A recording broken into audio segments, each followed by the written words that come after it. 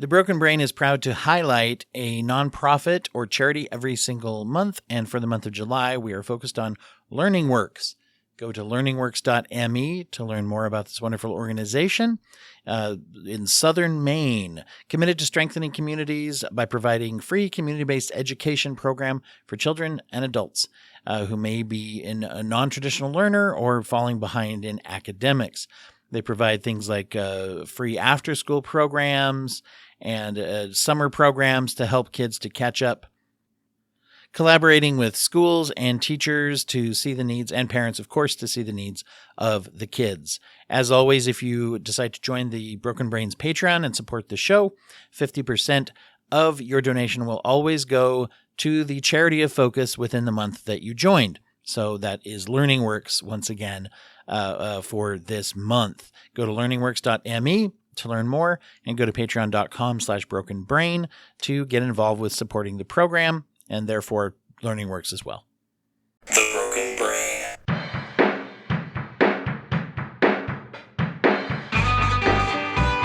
Recording in progress. Hello, everybody. Welcome back to The Broken Brain. It's good to be here with everybody out there, and we are here, invited into your life, into your very ears as you're going around doing whatever it is you're doing.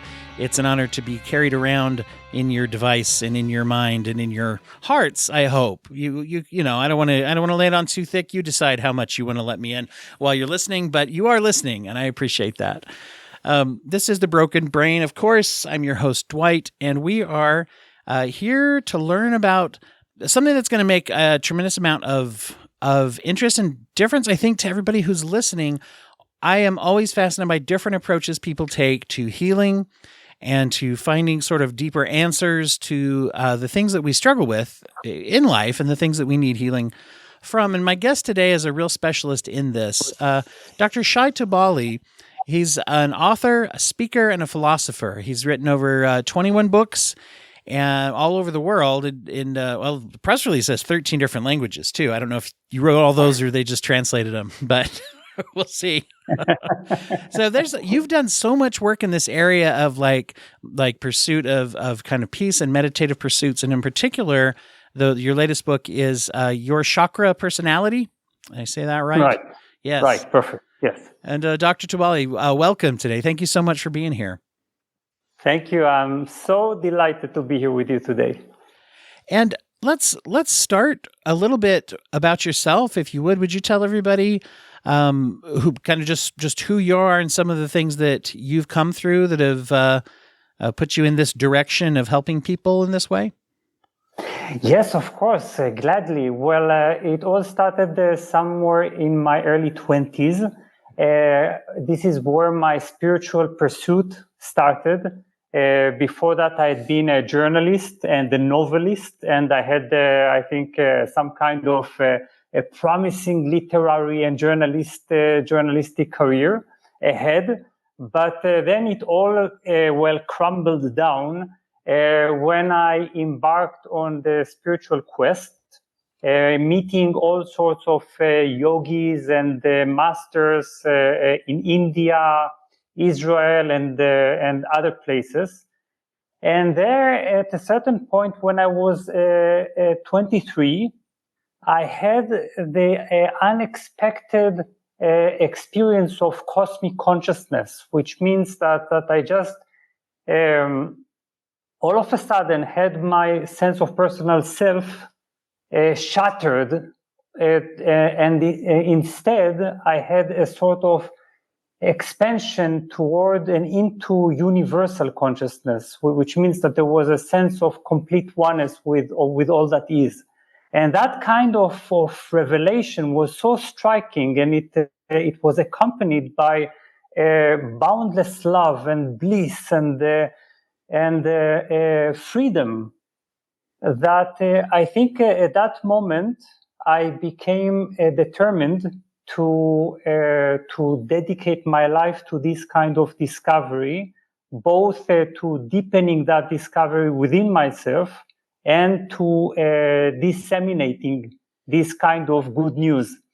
So that led me to begin a sort of teaching career, in which ever since I've given hundreds of seminars on self-development and self-transformation, writing many books, as perhaps too many, as you just mentioned, and even writing one is amazing to me, but to have, you got to be up there with Eckhart Tolle now, right? Are you guys in competition? No.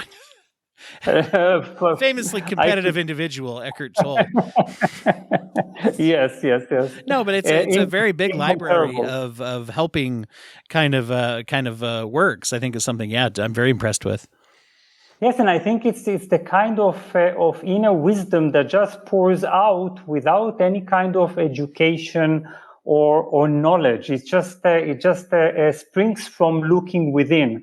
So then I also started developing all kinds of therapy based methods inspired by this sense of expanded consciousness. Perhaps we'll discuss that too. And later, that actually started 7 years ago, I realized that something was missing, and that was the academic aspect of exploration of that very same consciousness. And that led me to embark on a PhD project and later postdoctoral research in the field of Eastern and Western philosophies combined to better understand that mystery and enormous potential of transformative consciousness, the consciousness that we are. Mm-hmm. So this is a sort of, I know it's a kind of a strange synthesis of different paths, and still that is, I think, covering many aspects, the therapy aspect, the philosophy aspect, and the meditative aspect. Mm-hmm.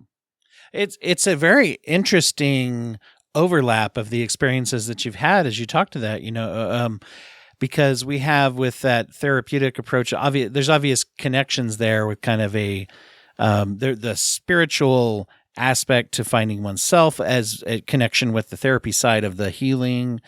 Now, as someone who's a journalist, a writer and novelist, there's that storytelling and also investigative piece usually to that way of thinking, right? And so I'm curious, did you find that the same things that or how some of those parts of your personality have come to play into learning about some of these meditative pursuits? Oh, I love this question. This is a question I've never been asked, which is very impressive, actually. I would say I would approach your question from two different angles, that contrast each other. First of all, I would say that the spiritual quest actually puts an end to the story, to the narrative that we keep telling ourselves and others, you see, because there is a certain narrative. We are the best storytellers. We craft a certain story, a psychological story, a personal story of friction and the longing that actually comes to an end when we discover freedom and transcendence going beyond all stories. On the other hand, I would say that what I derived from that kind of journalistic aspect and the writing dimension is my insistence that all of that can be put in very clear terms, which means that this can be conveyed very clearly. What I've come to discover is that in the New Age scene, the New Age scene is often characterized by vagueness. People can hardly articulate their thoughts and feelings, and they sometimes even think that this is a kind of advantage, to be foggy, to be unclear, to be elusive. But actually, I've determined to express all those elusive ideas in very clear ways that can be truly transformative, because I believe that clarity is essential for transformation. I love where you're going with that. I actually feel like the vagueness you talk of, and you bring up what I think is a great point, and it's an important, I'll say, indictment, kind of. I mean, it's an important thing for all of us to consider. I think, if we are in the business of trying to help people to deepen their own self-understanding or working, I think that sometimes we have to be cautious that we don't slide not only into vagueness as a kind of a laziness, but also then to validate it like it's a badge of honor, like you say, like, oh, well, what do you think I should do? Is what a lot of people want to know, right? And it's like, well, just feel okay. And what do I do with that? And, I think that the downside of it is that it turns people away from something that really can be, sort of deeply helpful. Working in the therapy world, I found that there are many things that I came across that when they say, things like, you're going to sit in a session and you're going to, let's say, you're going to move your eyes back and forth while focused on this feeling. You're going to have a discourse with your inner child or your inner thoughts or your inner emotional parts and all this. When you first hear that, sometimes you're like, okay, really? Okay, really? And then when you do it, because there are methods to do it, you're like, this is actually helping me and I get it. And you start to carve out. So for those who might have any kind of hesitation, I think sometimes that vagueness turns them off and they go, oh, this is just nothing then. Okay, great.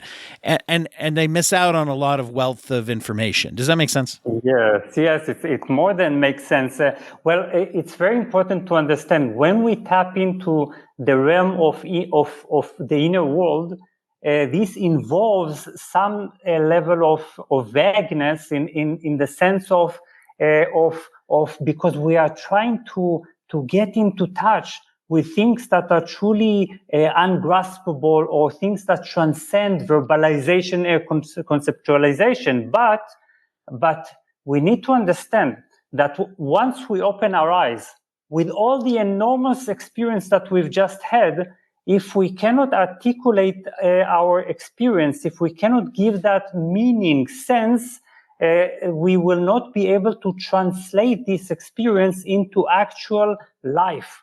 So unless we have clarity, there is no bridge connecting our inner experience and life action.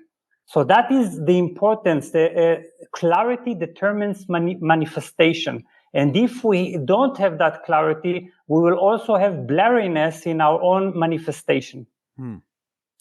So having a way to explain and to understand, I like how you say that, more like it's like a balance, right? Because we're trying to sort of know things that are difficult to really know. And I mean, to a certain extent, right? Our internal life and spirituality is something that we can never truly know completely, I would say, right? But yet we have to be able to at least talk about it, whether just to ourselves or especially if we're telling, someone in your shoes who's going to stand in front of a bunch of people and say, here's what you do, or I'm going to write a book and you can read it and it's going to make a difference. You have to find those ways to articulate things that are naturally could be very vague. That's got to be a tough balance to hold, right? That very often, especially when I guide, for instance, silent retreats. Now, silent retreats they involve diving into the depths of silence, and sometimes people want me to not talk too much. You see, when I teach, when I guide that kind of silent retreat, but this is the thing that I insist on elaborating on the implications, the meaning of that kind of experience, because I know that otherwise they would just leave that retreat feeling, oh, I had an extraordinary experience. And then people would ask them, okay, so what? And then they would have absolutely no idea what that means. You see, it would only remain trapped in the realm of feeling. And feeling is extraordinary because our society feels very little and avoids feeling and thinks far too much. But we cannot allow ourselves to drown in feelings. We need to somehow evolve our experience to include feeling, intellect. That's why I think I've incorporated philosophy into my own world, because I could of course have been content with being a spiritual teacher. People would have admired that kind of mysticism, but I felt that I myself needed that kind of ability to make sense of those experiences, putting them in the right context, in a broad context of life, of our interrelation, of the relationship between subject and the world. So you use in this and a lot of your work, you talk about the chakras and how that is useful. I wanted to get kind of a basic beginning for all those who are out there. I think that there's terminology that we hear a lot, just like we hear meditation, we hear chakra, we hear a lot of these type of spiritualistic terms. But I don't know. There's so many people that kind of trade in terminology, and maybe because of that vagueness, or because it's hard to describe, or just because it kind of becomes a thing that people have heard a bunch of times. Mm-hmm. And just like a copy of a copy of a copy, at some point do we go, what is that really? Can I really nail down on what that is and stuff? So I wonder, starting with that basic kind of, what's your definition for people of what are chakras and how they affect us, and what does it mean? Yes, well, everyone knows that chakras are I think, energy centers, right? Energy centers embedded in our subtle body, which means our subtle anatomy and physiology. Now, but before we're starting even to enter that realm, I would say several things. First of all, everyone experiences chakras on a daily basis, and people are just unaware of it. And that's why I love chakras so much, because they're the most accessible aspect of our subtle existence, of our spiritual existence. Why do I say that everyone experiences chakras? Well, everyone has this experience of having their heart broken. Now, of course, if you dissect the chest, there is no broken heart anywhere to be found. Luckily, right? Sure. And then everyone has this sense of suffocation in the throat when they are unable to express their true selves. Everyone has butterflies in the stomach. Everyone has shaky legs. So we all have these manifestations of the chakras. And that means that they are truly accessible, and they are also a somatic tool. This means that the chakras are the body speaking to us, and it's a tool that bypasses our mind and bypasses our intellect and our controlling thinking. In a sense, chakras serve us as our subconscious, because they contain the deeper impressions and imprints, speaking to us through sensations. So that is a very important point to understand, because that means that chakras are also a tool for right analysis or self-understanding. Because if you just this is a practice that everyone can try. Just if you think about a certain emotional challenge that you currently have, speak about it, contemplate it for a few minutes, then you will feel a certain part of your body that has become more active than others.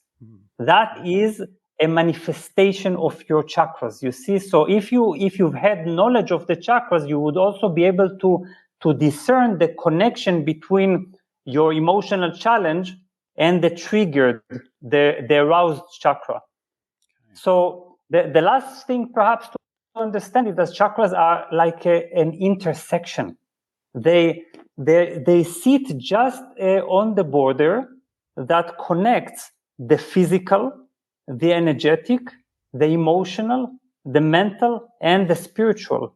So this makes them incredibly meaningful in terms of psychosomatic disorders, in terms of emotional maturation, spiritual transformation, everything. That's why I'm so in love with the chakras, and that's why I've written 6 books on chakras, because it just it's like, in a sense, our cosmic given guide or manual that has been planted deep within our system. So, and in a lot of trauma therapy techniques too, there's a lot of that talk about the physiological reactions. Where do you feel your stress? I think most people who've been in therapy, they'll hear their therapist say things like that, right? Of like, so when you feel that, where do you feel it? What does it feel like? Right. And let's look at that. Now you're taking that. That's the kind of the intro. That's kind of where we start in this, right? And you're taking that into a little more deeper place then when we look at that and say, where we're feeling it now. So if I'm feeling this, maybe decision or facing something I've been struggling with or putting off, and then I start to feel like something gathered in my chest or something, that would tell us like, okay, where do we go from there? What are we focused on? Does that direct us in a specific area of what kinds of things we probably are going to attend to or the way we focus on it? Yes, that's a brilliant point. Exactly, because I think that by now we have this kind of connection, right? That is used in many kinds of therapeutic approaches, and also even coaching approaches. That we have this kind of question coming at in the midst of self-exploration. Where do you feel that in the body? So that sometimes gives us a sense of anchoring, because we tap into some kind of feeling center deep within our body, which makes us feel more intimate or more in touch with those feelings. But if we had that knowledge of the chakras, then we would be able to take it to the next level, because then we would immediately, as coaches or therapists, be able to discern, well, now this has something to do with this kind of chakra, or even chakra interactions, because chakra interact with each other to form a certain emotional map or a certain emotional story that goes that provides us with enormous clarity. Now, I can tell you a little anecdote, that when I started the whole thing with the chakras, because what inspired me to start this exploration had been my own initiation into a yogic tradition, an initiation that had lasted for 7 years, and after that, I started meeting people in one-on-one sessions, and I refused to read any books about chakras. I didn't want to have any kind of theory or concept of chakras intervene with my in my direct, unmediated grasp of what chakras are. So the only thing I did was this. I met hundreds of people, and in all sessions, I kept asking them, where do you feel that emotion in the body? Where do you feel that story, that narrative? And then I started classifying all the hundreds of stories and the hundreds of descriptions of emotions, classified these according to the chakras, according to the areas in the body. And that led me to consolidate my own understanding of chakras, because I think chakras are something that has a lot to do with our own direct awareness. We should rely on knowledge in books, but we should also listen to chakras directly, because they communicate with us all the time. And if we know how to understand them, I call that chakra whispering, okay. Then we are able to make sense of our emotions and to trace them back to their origin, and to know exactly how to transform them and how to respond to them. Where do you find that leads generally? Do you find that is an underlying need that it leads to, of something that is being communicated internally through, like, oh, this is a need for, let's say, for example, like, is it a need for safety, or is that too precise a point to put on something like that? No, it's actually very possible. Yes, that often, because after all, we have certain needs or certain expectations, right? And these expectations convey our dependency on our environment, our wish to experience a sense of wholeness and sense of fulfillment or emotional satisfaction as a result of having our needs or expectations responded to by our surrounding, by our dear ones, by colleagues, and so on and so forth. But what chakras teach us is this shift from dependency on circumstances and our environment to independency and inner wholeness. That's actually is expressed in the move from unbalanced chakras. An unbalanced chakra is a chakra that hopes for its need, deepest need, to be satiated by our environment. Let's give an example. Our root chakra has, which is the first chakra, has this wish for security, as you just mentioned. The security, a sense of stability, a sense of solidity, rootedness. But then it projects that need onto the circumstances, hoping for life to be unshaken, to never change. This is how also the traumatic response becomes aggravated when our root chakra has this kind of innate expectation. But if we move from that need from that dependency toward understanding that our sense of security, solidity, and rootedness does not derive from our external circumstances, but actually from a sense of homeliness, a sense of rootedness deep within us, then we begin to shift to the state of a balanced chakra. And when a chakra is balanced, we experience that kind of wholeness in that field that it governs. Mm-hmm. That is the beauty. So our root chakra provides us with a sense of this kind of inner stability. Our sacral chakra, the second chakra, with unconditional joy, independent joy, and then solar plexus chakra, inner power, and so on and so forth. That's why it's so beautiful. Yes. Well, and it's a look inside, where a lot of times when we focus on a problem, we're focused on the external problem that is there, and not so much and we look for external solutions a lot of times. And so much of that matches with the real world, where it's like, I have a flat tire, I have to change it.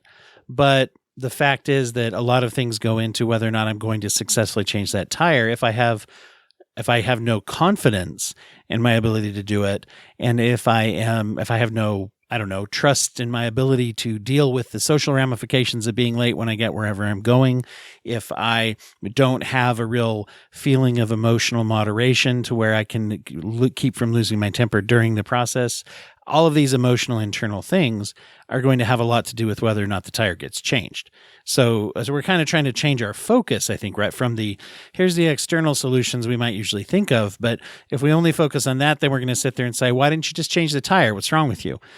and I'm just throwing that as a very general example, but yes, but there's that internal. If everything's going well internally, then we're going to approach things very, very differently. And also, if things are internally, the tire may not.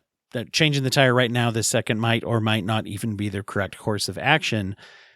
But if we don't have that internal groundedness, then we're not going to even be able to approach whether or not we won't even know to ask that question, sort of thing. So there's a real interaction here with the external world, but it's like finding internal solutions for internal problems and calling it like that is what that's what I'm getting from what you're sharing. Yes, Yeah. exactly. Because that's really beautifully said. Because we are searching for external solutions, and some of our problems, of course, require external solutions. But even in our search for external solutions, we sometimes suffer from a certain dependency on consequences, or fear, or agitation, or worry, or nervousness, or acute desperation. So the thing is that even when we do look for external solutions, because some problems do depend on external solutions, we need to take care of the way we approach this search, the way we communicate with life for finding solutions, and the way we are embracing our challenges. So the question is not whether or not the solution is always internal. It's not. You see, because sometimes people do say that in the New Age scene. It's all inside us. We need to resolve our problems, our conflicts. But no, the world is a matter of interaction between subject and object, between individual and world, between psyche and people. So the only thing is that we need to learn how to take care of our own self-induced suffering, because there's also world-induced suffering. But if we learn how to at least take care of that part of ourselves, we can give an example. For example, if I have a certain heartbreak, and heartbreak is the state of an unbalanced heart chakra, that feels that because that person didn't respond to my love or abandoned me, I am now incomplete. So I experience myself as a half. I experience myself as a broken unit. And what the heart chakra tells me is that this kind of expectation to experience that kind of wholeness in the outside world can sometimes be fulfilled.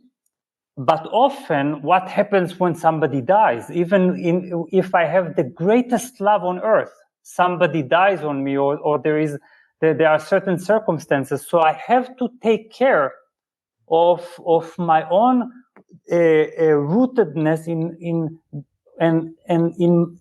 a firmly whole heart chakra. And that means that the first thing I understand is that the experience of love is not something that is given to me, is given from the outside, but begins inside me. That flow of love, that experiencing myself as the source of love, that is essential. If I don't have it, no matter how loving my relationships will be, I am risking suffering and disappointments sooner or later. So when people start to turn this, like conceptually, part of it is just accepting that, okay, there is on the one hand a need to look inside, and then also that could hopefully be an empowering realization, because that gives me something. If I'm missing someone, I can just sit here and miss them, or I can work internally. I can actually do something. That's a good feeling. Let's say we start to have that realization that something's off. What would be, the kind of, what do we do with that information? Where do we go from there? A myriad of responses, actually, and I think the first thing that can be done is learning about chakras, learning about their deepest themes, their deeper issues, and what it means to transform them. First of all, I would say that we need to have a certain horizon, because I think what people are often lacking is a sense of what emotional maturation could be like. You see, because we don't have that kind of knowledge. We've never been taught that. we were not educated or given that knowledge at school, for sure. Mm-hmm. I wish we could have been given that kind of knowledge. And what happens is that we don't know, and we don't have those examples around us of emotionally mature human beings. So we only see, even in our parents, sometimes we find this kind of childish dependency on circumstances and profound emotional immaturity. Sometimes people who are very old begin to cry over certain small about trivialities or about things that happened to them in the past and have still remained unresolved to this day. So we need to begin to learn about about the horizon of emotional transformation, emotional maturity, and for that we need to learn about how chakras function when they are fully balanced. What that means, how it is possible to experience inner stability, inner joy, inner power, unconditional or inner love, or and communication, the ability to communicate through our throat chakra without dependency on responses, on feedback, on gratification. All this knowledge is the missing piece in our development. And so the process would be then getting to know how what that should look like, what it should feel like, knowing where I'm experiencing some of that blocking. Is that a good word? A blockage, or?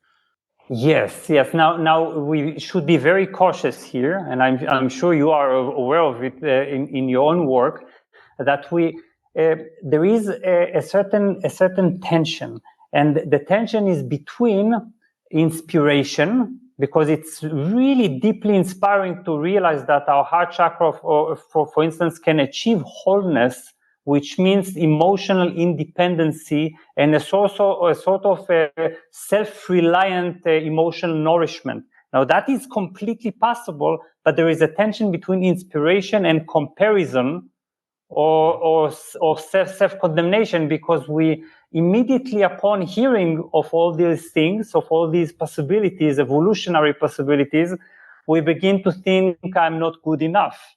I should already be able to do that, right? Exactly, and we begin to observe ourselves with judgment and criticism, and that is, of course, completely unconstructive. So we need to embrace that kind of evolutionary tension, healthy evolutionary tension, while also embracing our current development, which means that we are not creating a sort of two persons within us. One is the person in this stage of development, and the other is that kind of idealized person that we can never be. So it's very important to be inspired in the sense of feeling, oh, so now I know that there is a road ahead, that I can actually evolve, but it's like blossoming like a flower into my own evolutionary potential. And that should be as gorgeous and as beautiful as it is to a flower. And so not condemning ourselves for where we are or who we are, as I like how you put that, as like this imaginary person who's the perfect me that I'm not, and they're out there kicking ass and I suck, right? Kind of thing. We don't want that kind of a picture of ourselves, right? We want it to look, and I like you use the word evolution. So believing that I can evolve and knowing what is possible. Yeah. Where do people start? If this is a meditative pursuit, obviously, but so if someone's going to sit down and start to really get curious about themselves and how this is all working, how do they? What does that look like when they're doing that inner work? Oh, first of all, there are different levels of work, because it is never enough to work just on one level. One example that I can give is that when you enter YouTube, there are countless of videos promising chakra balancing, chakra awakening, chakra healing. Just by hearing this this kind of musical piece, or by focusing on that kind of mantra, this never works. Chakras can be temporarily and briefly balanced, so we can. So that is inspiring enough. But to be able to have a complete balancing of chakras, which means a complete balancing of our psychological world, we need to embrace their deeper lessons, their deeper life themes, their deeper challenges. So that includes therapeutic work. It includes a response in real life, in what I call moments of truth. In those moments when we are really tested for our genuine understanding and courage and right choice. So there is meditative work, there is energetic work, there is therapeutic work. All of these need to be cultivated. And of course, there is knowledge, wisdom, which means acquiring knowledge or wisdom that puts our entire journey in the right context. So then actionable kind of ideas and even goals could work into this, as well as learning, study, and then just basically all working together. Yes. I think it's impossible to actually limit ourselves to just one dimension of development, because we just said, well, 100 years ago, it was perhaps half an hour ago, I don't remember when, we talked about we talked about how chakras are the intersection of all those different dimensions of our being.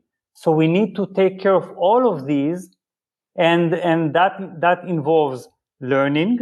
It involves some level of meditation or energy work, some level of therapy, and some level of day-to-day observation, getting in touch with chakras. I just gave this kind of very simple practice of listening to your chakras by simply looking into your body and looking for those areas that are most triggered, and then beginning to tap into the area that communicates that kind of feeling, and start listening to it. What does it have to convey?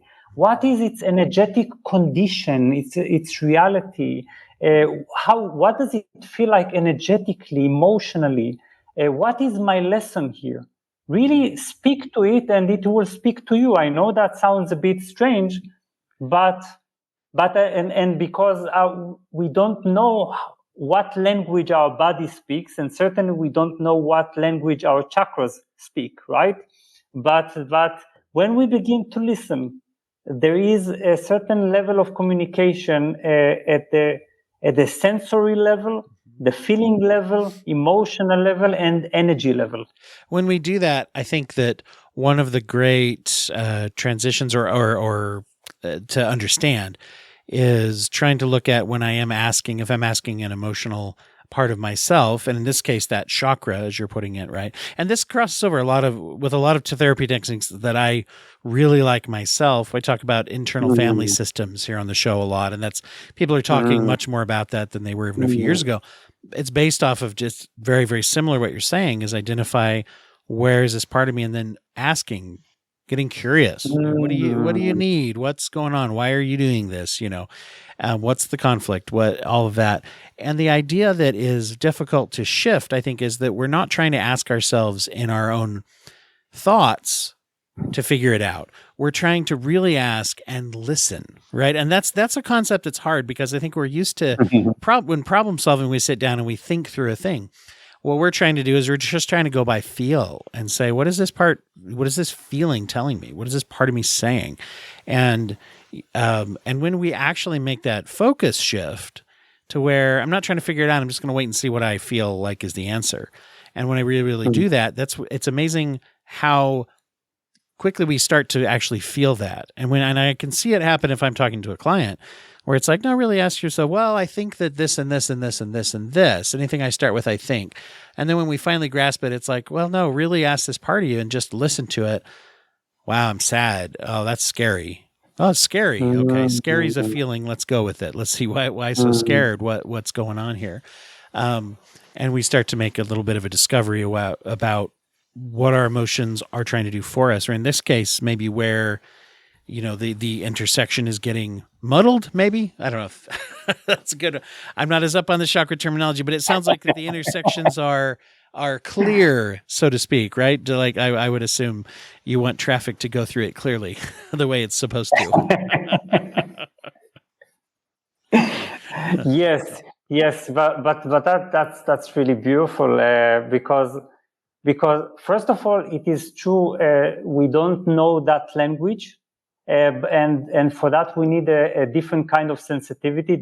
Sometimes this sensitivity is facilitated by a certain instructor, a certain coach, and that is, I think, is very helpful because perhaps those instructors have already cultivated this kind of self-education. So they already know how to look through the veils of our superficial thoughts.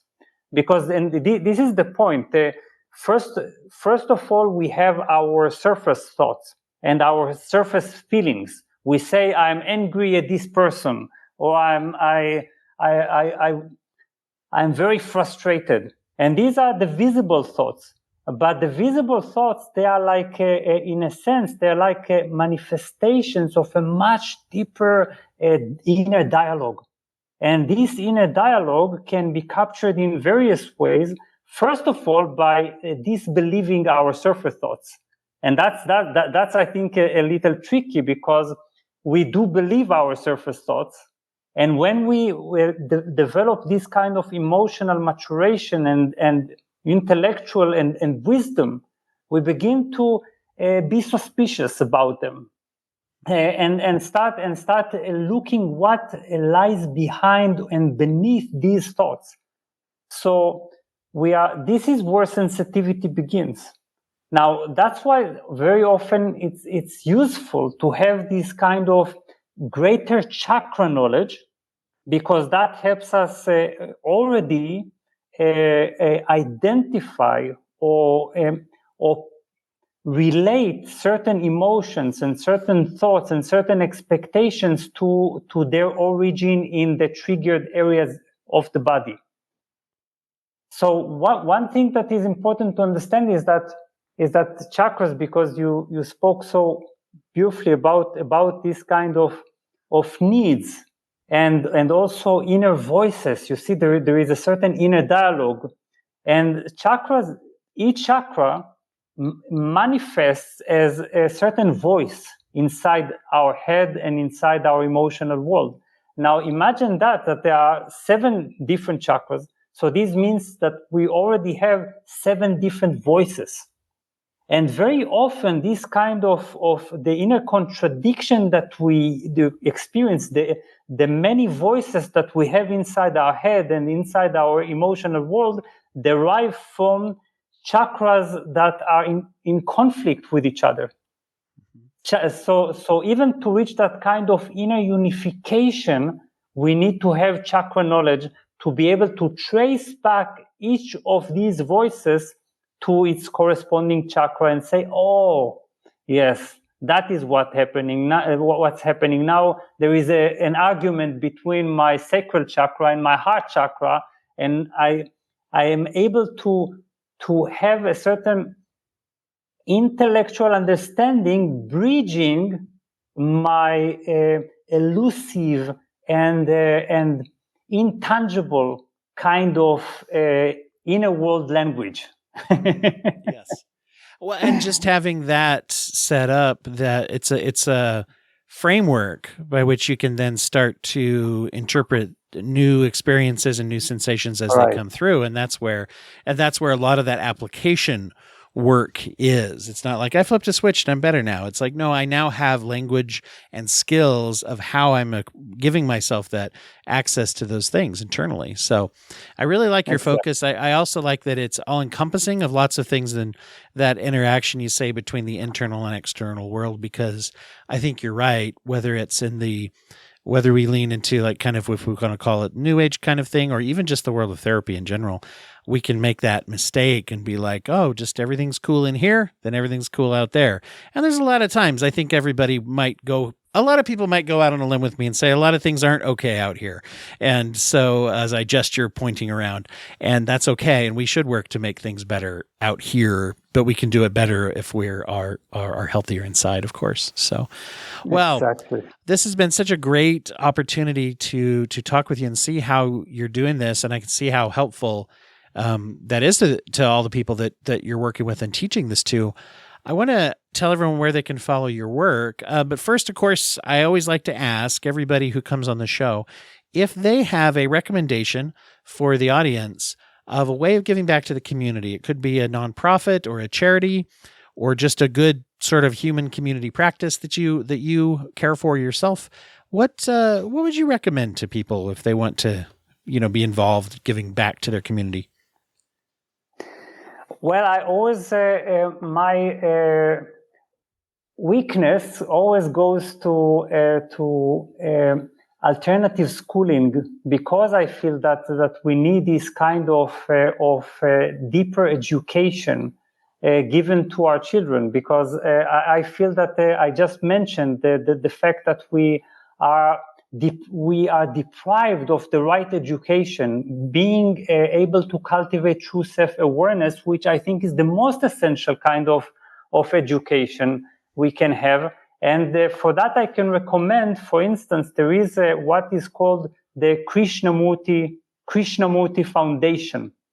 And the Krishnamurti Foundation was created as a result of the inspiration of one great spiritual teacher named Jiddu Krishnamurti.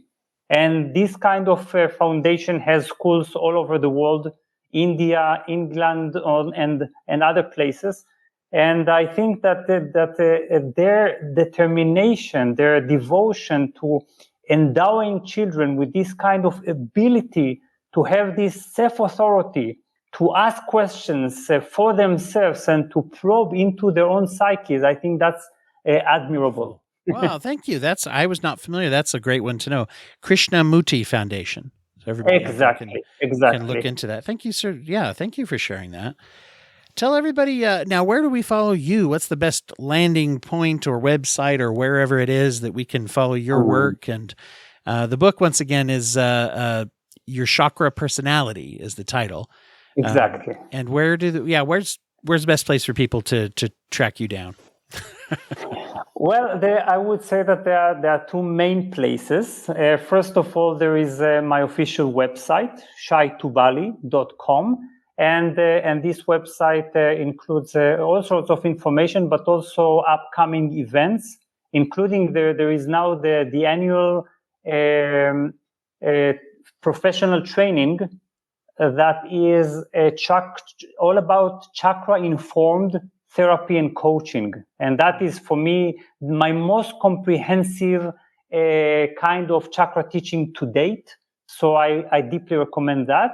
And there is my YouTube channel under my name, which includes over 800 videos, including numerous videos about how to work with our chakras, how to cultivate self-awareness, guided meditations, everything. 800 videos are a lot. So, so you're maybe invited even a little deeper than those ones that just say the word chakra and then play little music, like you said before. It's not nice to have some that are real instead of just hashtag chakra. Yours is actually useful stuff. Gotcha. Wow. Well, it's a lot of information that's out there. And I noticed this as I was getting you right on the program. 800 videos is a great example of this, how there's a lot of stuff that you just put out there that people can just find. And then, of course, there's the book and then the trainings and things like that as well that they can find and purchase as well. But there's just a lot of goodness that you're putting out there in the world. And I appreciate the work you're doing, that you're making this. It's obviously a real passion thing for you, and you do putting a lot of good things out there for people's healing, and I appreciate getting to meet you, but I appreciate the work you're doing as well. So. Thank you so much. Thank you.